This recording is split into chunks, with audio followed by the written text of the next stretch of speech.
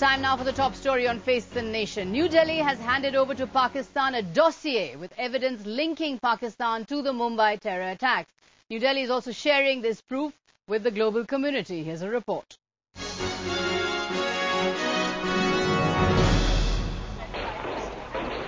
After weeks of pointed references, it was a clear message delivered.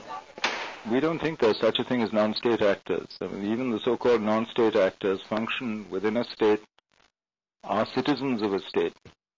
And certainly we find that distinction almost impossible to believe.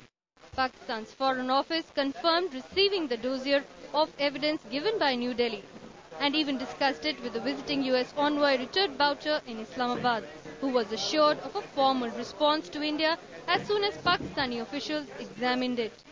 But with Pakistan's track record of disputing the evidence shared by India in the past, New Delhi shared the dossier details with other foreign envoys as well. The United States has an FBI representative in Pakistan at the embassy there, so there is a person there, and FBI people will certainly be granted access to Pakistan. More pressure, the Foreign Office hopes, will come from another key ally of Pakistan, as the visiting Chinese foreign minister was also handed over the evidence. There is will on both sides to engage and to find a way through dialogue. But New Delhi is making it clear it's time not for talks but action.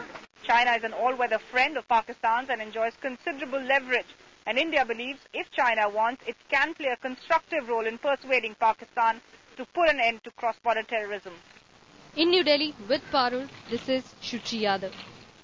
So India really stepping up the diplomatic offensive now against Pakistan, and Israel in West Asia, they're stepping up the military offensive in Gaza. Both India and Israel face a constant challenge of terrorism. Both countries face it. But India's way of dealing with terror is political and diplomatic. Israel's is armed action. It's day 10 of Israel's military operation in Gaza, which has left at least 507 Palestinians dead, a quarter of them civilians. Israel says that 4 of its civilians have been killed by rockets fired by Hamas since its offensive began. Here's a report. There's just no stopping Israel as its offensive into the Hamas-controlled territory of Gaza entered the 10th day. Apart from a ground assault, the Israeli forces continue to pound the 40-kilometer-long, densely populated coastal strip from air and sea. With complete backing from the outgoing US administration, Israel says Operation Cast Lead was simply unavoidable. Hamas rocket attacks into Israeli territory had to be stopped, they say. They targeted last week a school in Beersheba in Israel. Do you think that the proportionate action is to target a school? We are not going to do this. They are targeting civilians. We are not going to do this. So the only measure that we are taking is to have them understand that this needs to be stopped. This is the expression of self-defense, the rights of self-defense of a state.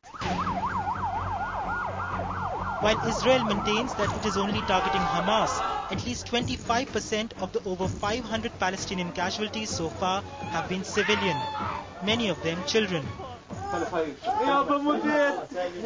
As Israeli forces surround Gaza City, 8 groups have warned of a dire humanitarian situation in the area, which is already reeling from an 18-month Israeli economic blockade. After keeping relatively silent for 10 days, the international community finally seems to be waking up.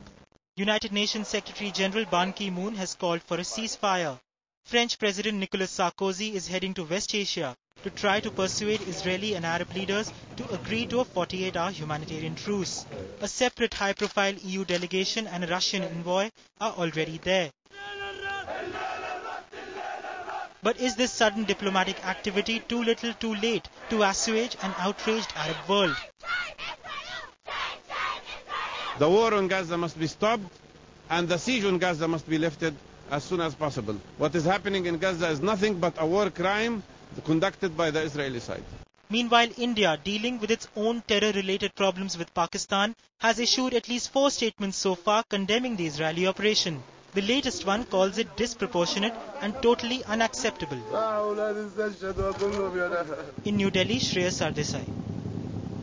So So that's our question of the day tonight. Should Israel be a role model for India when it comes to national security? Type QTD space Y for yes, QTD space N for no, SMS to 52622. And as you know, you can vote online on ibnlive.com. And let's introduce you now to our guest tonight. General Shankar Rai Chaudhary, former Chief of Army Staff, is joining us from Calcutta, right in our Noida studio. Bharat Karnad, Research Professor, National Security Studies, Center for Policy Research, is joining us. And Dr. Wael Awad, South Asia Bureau Chief of Al Arabiya, are joining us. And now let's get to the initial results now of our SMS poll. What are you telling us to our question? Should Israel be a role model for India when it comes to national security? In fact, 61% are saying yes, 39% are saying no. Big majority there saying Israel should be a role model for India when it comes to national security. It's a very, very contentious result, and our guests, I'm sure, will have lots to say on that. Let's get into Crossfire.